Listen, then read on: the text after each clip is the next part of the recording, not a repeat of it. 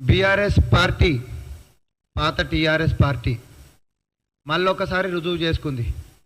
ఇది దేశం మొత్తంలోనే అందరికంటే ఎక్కువ అవకాశవాద పార్టీ అని, దీనికి విలువలు కానీ ఇది ఒకరిని మర్యాద ఇచ్చేటటువంటి చరిత్ర కానీ లేనటువంటి పార్టీ. దాని స్వార్థం కోసం సొంత వారినైనా ప్రేరేపించి ఆత్మహత్యలకు పూలుగొల్పినటువంటి చరిత్ర ఉన్న పార్టీ. ఈరోజు మళ్ళా అదే అధికారం కోల్పోయిన తర్వాత ఒక పార్టీ నాయకుడికి పదవి కోసం ఇంకో ఎమ్మెల్యేని ఉసిగొల్పి సొంత పార్టీ పిఏసీ చైర్మన్ వచ్చినటువంటి ఇంకొక ఎమ్మెల్యే పైన ప్రాంతీయత విద్వేషాన్ని రగిల్చే కుట్ర చేసినటువంటి దాన్ని కూడా మనందరం చూసినాం.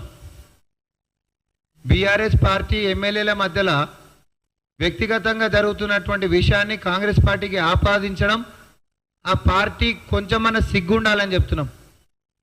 మీకు బాగా ఎక్కువై హరీష్ రావు గారికి పదవి రాలేదనే అక్కసుతోటి పాడి కౌశిక్ రెడ్డిని రెచ్చగొట్టిపిచ్చి అరకపొడి గాంధీ గారి మీద మరి ప్రాంతేతరుడు అని చెప్పి బతకనికే వచ్చినావని చెప్పి ఆంధ్రోనివని చెప్పి ఇష్టం వచ్చినట్టు నోటికి వచ్చినట్టు మాట్లాడిపించి విద్వేషానికి దారి చూపించి ఏదో తెలంగాణ సమాజంలో మళ్ళీ ఆంధ్ర తెలంగాణ అనేటటువంటి విష ప్రచారానికి పునాదులు వేసేటటువంటి ప్రయత్నం హరీష్ రావు గారు చేసిండ్రు. దానికి ఇంకొంచెం ఆజ్యం పోయాలి కాబట్టి పోలీస్ స్టేషన్ల అక్కడ హైడ్రామా, వేలాది మందిని తరలి రావాలని, ఏదో కొంపలు మునిగిపోతున్నట్టు, వీళ్ళ బతుకులేవో తెల్లారిపోతున్నట్టు, వీళ్ళకేదో అన్యాయం జరిగిపోతున్నట్టు. ఎవరి పంచాయతీ? మీ ఇంట్లో పంచాయతీ, మీ ఎమ్మెల్యేల మధ్యలో పంచాయతీ, మీకు పదవి కోసం పంచాయతీ. మీరు తనుకున్నటువంటి విషయంలో ఆంధ్ర తెలంగాణ అనేటటువంటిది మీ లోపట ఉంటున్నటువంటి అక్కసుని హరీష్ రావు గారు బయట పెట్టిండు పాడి కౌశిక్ రెడ్డి గారి యొక్క తీరుతోటి. ఆయనని ప్రేరేపించి అట్లాంటి మాటలు అనిపించి బతకనీకి వచ్చినోడు ఎవరని సంగతి ఏందో చూస్తామని చెప్పి అనిపించి హరీష్ రావు బీఆర్ఎస్ పార్టీ కుటుంబ నాయకుల లోపల ఉంటున్నటువంటి విషయాన్ని మరొకసారి తెలంగాణ సమాజానికి చూపించిర్రు. ఇదే మాజీ మంత్రి అగ్గిపెట్టే హరీష్ రావు గతంలో తెలంగాణ కోసం కొట్లాడినటువంటి వాళ్ళప్పుడు కూడా ఇట్లనే రెచ్చగొట్టి అగ్గిపెట్టలేదని చెప్తే బలైపోయినటువంటి వాళ్ళది అధికారంలోకి వచ్చిన తర్వాత అడ్రస్లు లేవని చెప్పినటువంటి చరిత్ర గుర్తు చేస్తా ఉన్నా. కడుపు పట్టుకొని పొట్టకోటి కోసం ఈ రాష్ట్రానికి వస్తే కడుపులో పెట్టుకొని చూసుకోనికే తెలంగాణ సమాజం ఎప్పుడు సిద్ధంగానే ఉంటుంది.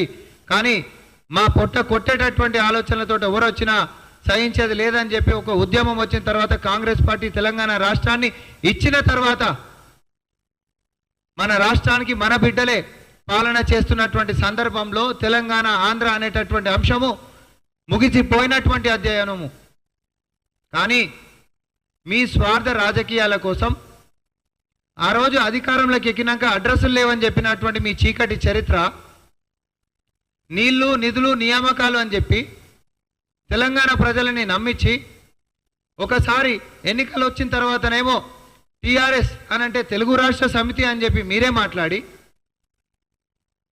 అభివృద్ధి ఏదైనా కూలిపోయిన ప్రాజెక్టులు చూపించుకుంటా, నియామకాలు ఏమైనా అంటే కొర్రీలు పడ్డటువంటి కోర్టు కేసులు చూపించుకుంటా, నిధులు ఏమైనా అనంటే 7 లక్షల కోట్ల అప్పులు చూపించుకుంటా ఈ రాష్ట్రాన్ని డకాయిట్లు కొల్లగొట్టినటువంటి మీ చీకటి చరిత్ర తెలంగాణ సమాజానికి నచ్చకనే మిమ్మల్ని ఓడగొట్టిర్రు. తర్వాత కూడా మీ యొక్క బుద్ధి మారక పేట్రేవుతున్నటువంటి మీ యొక్క విధానాలని నచ్చక డకాయిట్ టీంని పార్లమెంట్ ఎన్నికల్లో డకౌట్ చేసిర్రు. అయినా కూడా మీ బుద్ధి మారతలేదు. విధ్వంస రాజకీయాలు తెరలేపాలనేటటువంటి మీ యొక్క కుట్రపూరితమైనటువంటి విషయాలు ఏవైతే ఉన్నాయో తెలంగాణ ప్రజలు మెచ్చేటటువంటివి కావు. మిమ్మల్ని అప్పుడు పార్లమెంట్ ఎన్నికలలో డకౌట్ చేసిర్రు, కానీ మిమ్మల్ని భవిష్యత్తులో టోటల్గా రిటైర్ చేయబోతున్నారు. మళ్ళీ చెప్తా ఉన్నాం.